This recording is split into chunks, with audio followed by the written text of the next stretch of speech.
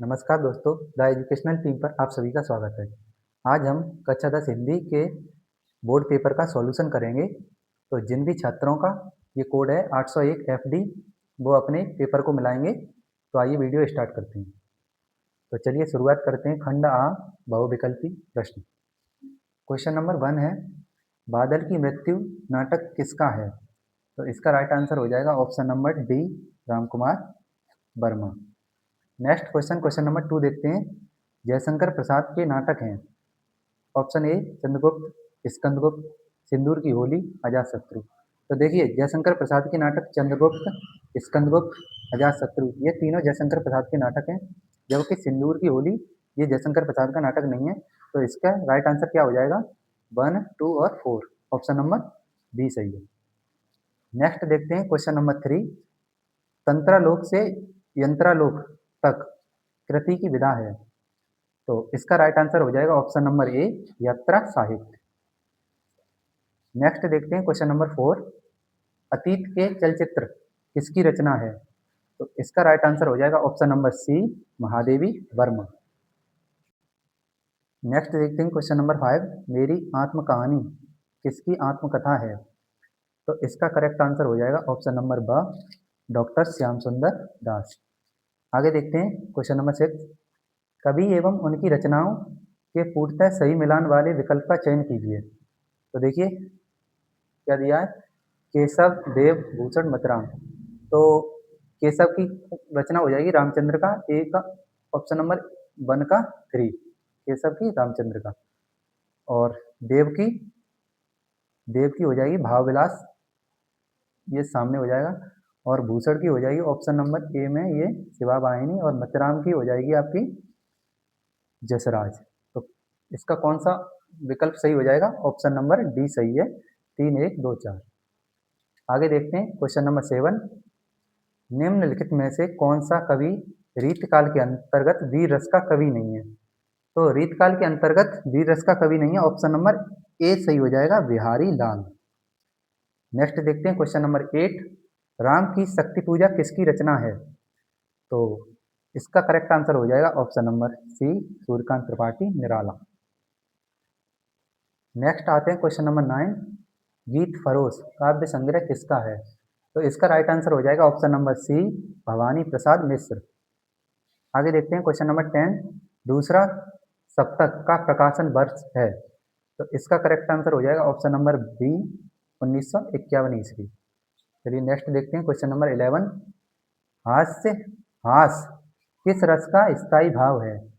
तो हास किसका है? हास्य रस का, ऑप्शन नंबर ए सही है। नेक्स्ट देखते हैं क्वेश्चन नंबर 12। सुख चपला सा दुख धन में उलझा है चंचल मन कुरंग। उपर्युक्त पंक्तियों के रेखांकित अंश में कौन सा अलंकार है? तो इसका करेक्ट आंसर हो जाएगा ऑप्शन नंबर ए, उपमा अलंकार। आगे देखते हैं क्वेश्चन नंबर 13।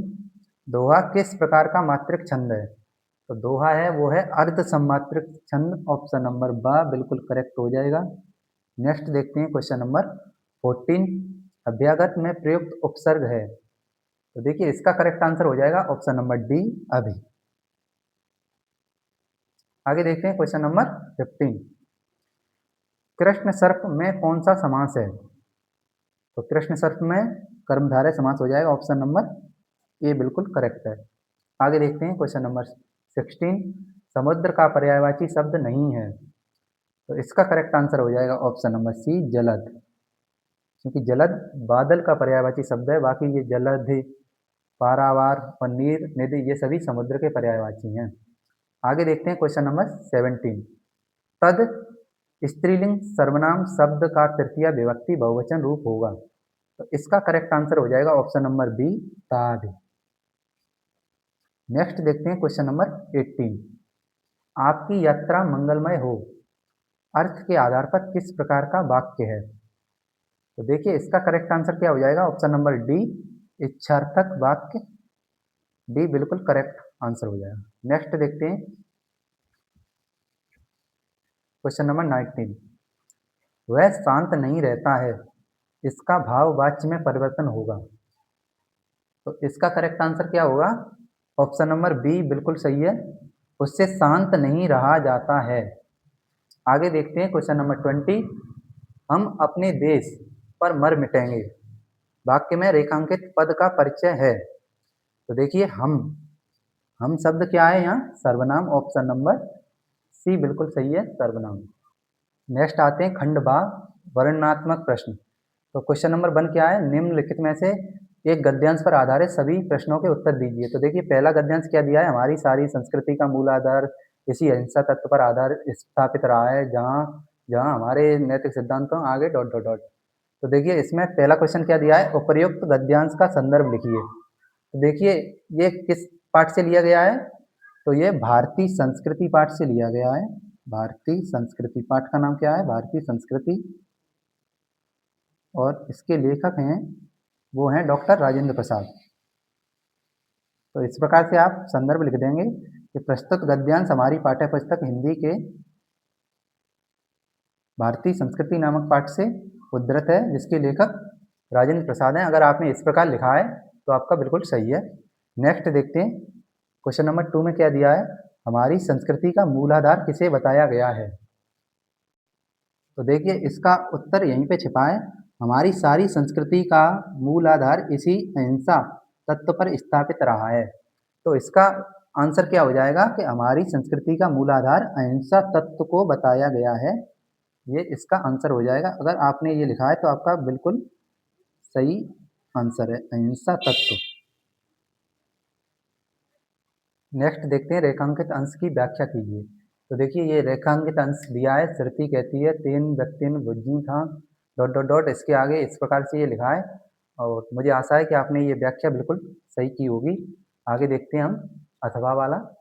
यदि आपने ये अथवा वाला क्वेश्चन किया है, मानव मन सदा से ही अज्ञात के रहस्यों को खोलने और जानने समझने को उत्सुक रहा है डॉट डॉट डॉट आगे। तो देखिए इसमें क्या दिया है? पहला क्वेश्चन देखते हैं, उपर्युक्त गद्यांश का संदर्भ लिखिए। तो देखिए ये जो गद्यांश है वो दिया है, किस पाठ से लिया गया है?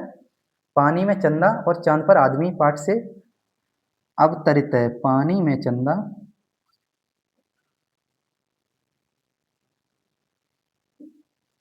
और चांद पर आदमी नामक पाठ से लिया गया है। और चांद पर आदमी इस पाठ से लिया गया है, और इसके जो लेखक हैं वो हैं जयप्रकाश भारती।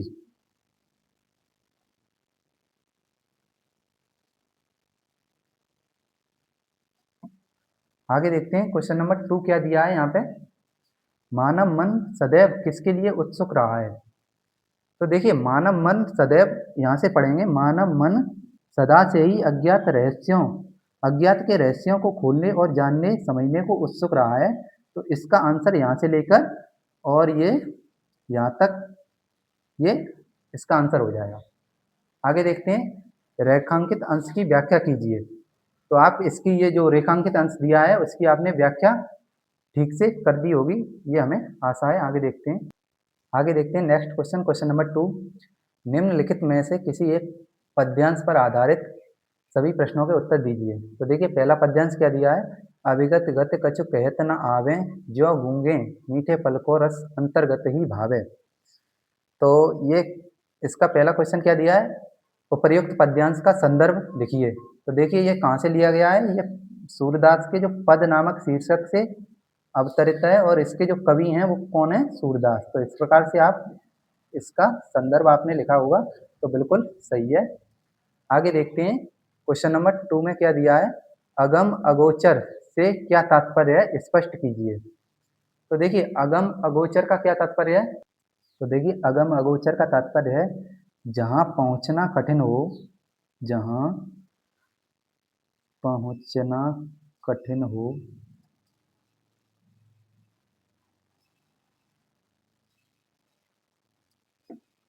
और जिसे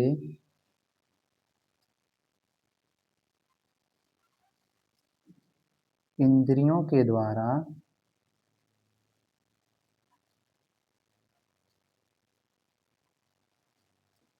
अनुभव न किया जा सके।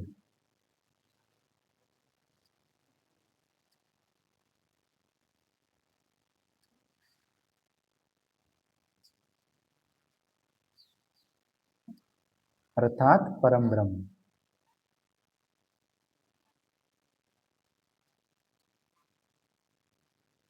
तो आपने अगर इस प्रकार से लिखा है तो आपको पूरे 2 अंक इसमें मिलेंगे। इस प्रकार से इसका आंसर आपको लिखना था। आगे देखते हैं क्वेश्चन नंबर 3 में क्या दिया है, वही रेखांकित अंश की व्याख्या करनी है। ये रेखांकित अंश दिया है, इसकी आपको व्याख्या करनी थी, जो कि आपने ठीक प्रकार से की होगी। तो अब देखते हैं क्वेश्चन नंबर 2 में जो अथवा में दिया है क्वेश्चन, पद्यांश दिया है ये। चेतक पर तलवार उठा रखता था भूतल पानी को, राणा प्रताप सिर काट काट करता था सफल जवानी को। तो ये देखिए, इसमें पहला क्वेश्चन क्या दिया है, प्रस्तुत पद्यांश का संदर्भ लिखिए। तो ये कहाँ से लिया गया है, ये हल्दी घाटी नामक शीर्षक से अवतरित है। हल्दी घाटी, और इसके जो कवि हैं वो हैं श्याम नारायण पांडे।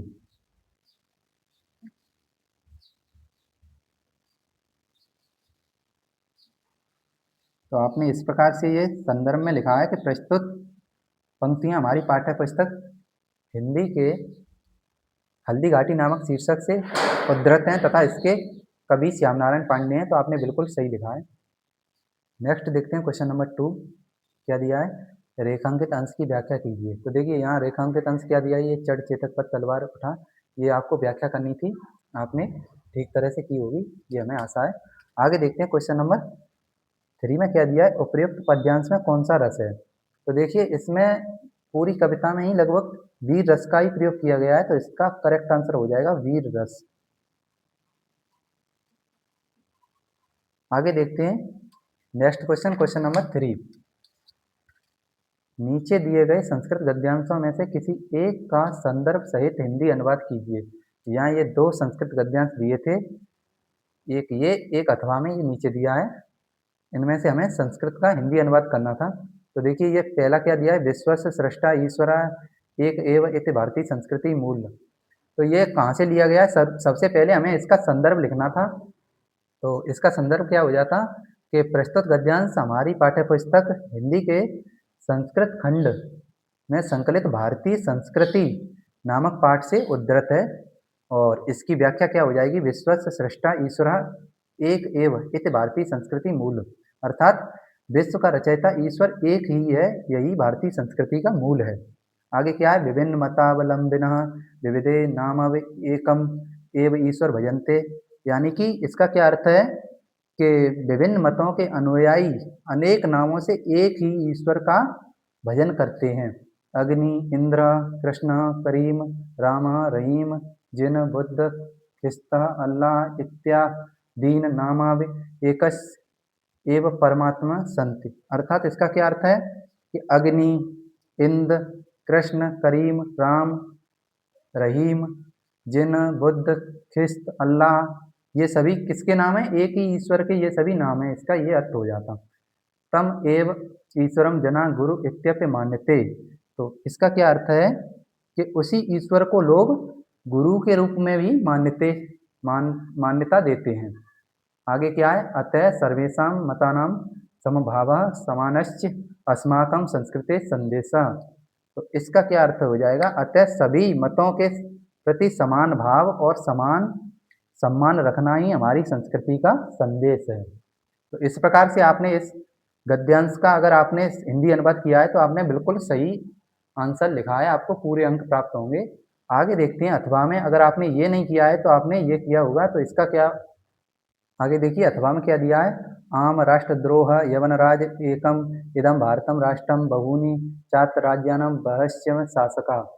तो देखिए ये कहाँ से लिया गया है, ये लिया गया है वीर वीरेण पूज्यते नामक पाठ से लिया गया है, वीर वीरेण पूज्यते। तो इसका संदर्भ आप किस प्रकार से लिखते हैं, प्रस्तुत संस्कृत खंड हमारी पाठ्य पुस्तक हिंदी के वीर वीरेण पूज्यते नामक पाठ से उद्धृत है। तो देखिए इसका हिंदी अनुवाद एक बार देखते हैं।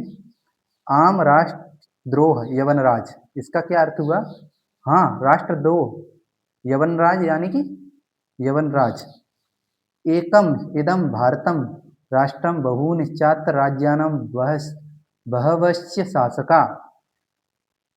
यहाँ बहुत से राज्य हैं और बहुत से शासक हैं, इसका ये अर्थ हो जाएगा। त्वं मैत्री संधिनाम तान विभज्य भारतम जेतुम इच्छसि, यानी कि इसका क्या अर्थ होगा, तुम मैत्री संधि से उन्हें विभाजित करके भारत को जीतना चाहते हो। आगे देखते हैं, आंभिकः चास्य प्रत्यक्षम प्रमाणम, और आंभिक इसका प्रत्यक्ष प्रमाण है, ये इसका हिंदी अनुवाद हो जाता। अगर आपने इस प्रकार से किया है तो आपने बिल्कुल सही किया है। आगे देखते हैं क्वेश्चन नंबर 4, निम्नलिखित संस्कृत पद्यांशों में से किसी एक का संदर्भ सहित हिंदी अनुवाद कीजिए। तो देखिए पहला क्या दिया है, नीर क्षीर विवेके हंसालस्यम त्वमेव तनुषे चेत विश्वमिष्यं धुनान्यं कुलव्रतं पालयस्यति कः। तो देखिए ये जो श्लोक है वो कहाँ से लिया गया है, अन्योक्ति विलास नामक पाठ से लिया गया है। अन्योक्ति विलास विलासः इस पाठ से उद्धृत है, और इसका हिंदी अनुवाद क्या हो जाएगा, तो देखिए इसका हिंदी अनुवाद हो जाएगा, हे हंस यदि तुम ही नीर और क्षीर के विवेक करने में आलस्य करोगे तो इस संसार में ऐसा कौन है जो अपने कुल व्रत का पालन करेगा। अगर आपने इस प्रकार किया है तो बिल्कुल सही है। आगे देखते हैं, अथवा में अगर आपने ये श्लोक का हिंदी अनुवाद नहीं किया है तो इसका किया होगा, बंधनम मरणम वापि जयो वापि पराजया। तो इसका संदर्भ क्या हो जाएगा, ये कहाँ से लिया गया है, वीर वीरेण पूज्यते नामक पाठ से लिया गया है। वीर वीरेण पूज्यते,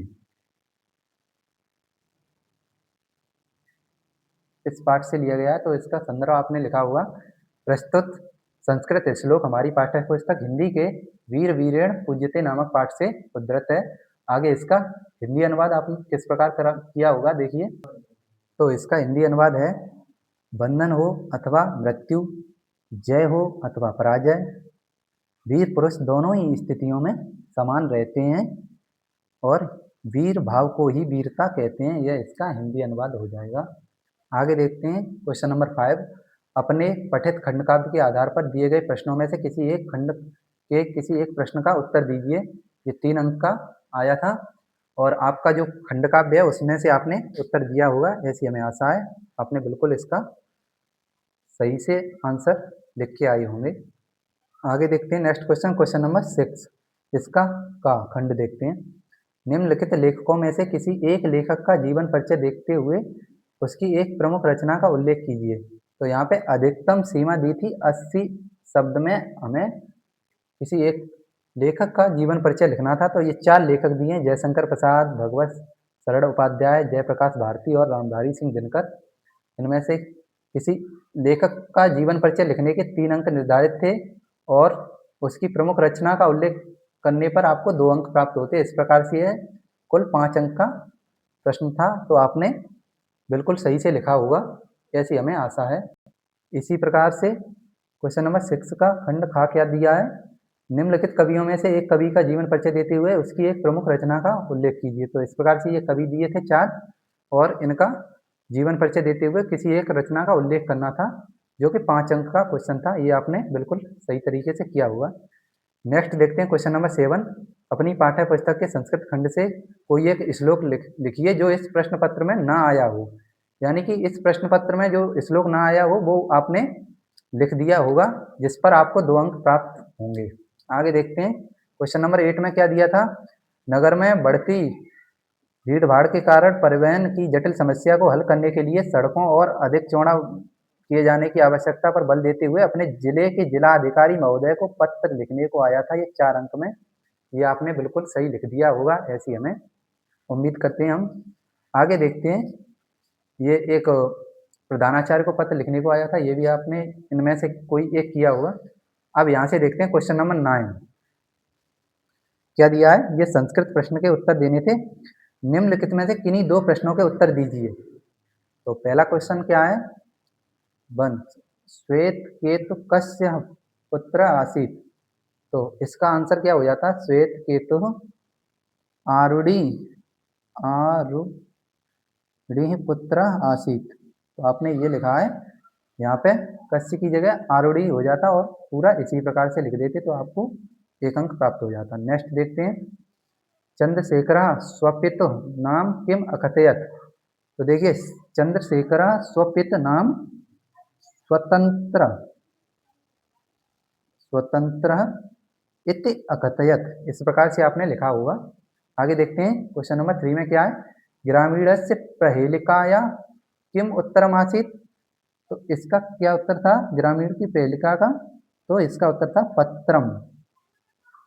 तो आपने ये किस प्रकार से लिखा हुआ, ग्रामीणस्य प्रहेलिकायाः पत्रम उत्तरम आसीत्। आगे देखते हैं क्वेश्चन नंबर 4, विद्या केन वर्धते।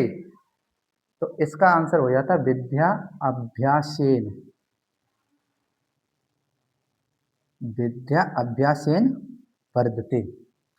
आगे देखते हैं नेक्स्ट क्वेश्चन, क्वेश्चन नंबर 10, निम्नलिखित में से किसी एक विषय पर निबंध लिखिए, अधिकतम सीमा 200 शब्द। ये 7 अंक का आया था। आपको जो इसमें से अच्छा टॉपिक लगा हुआ उस पर आपने निबंध लिखा होगा। तो हमें आशा है कि आपका पेपर बहुत ही अच्छा गया होगा। और एक बार कमेंट में ये ज़रूर बताइए कि आप कितने अंक का पेपर अटेंड करके आए। तो अगर आपको इस पेपर का सॉल्यूशन अच्छा लगा हो तो हमारे चैनल को सब्सक्राइब कीजिए और लाइक कीजिए। धन्यवाद।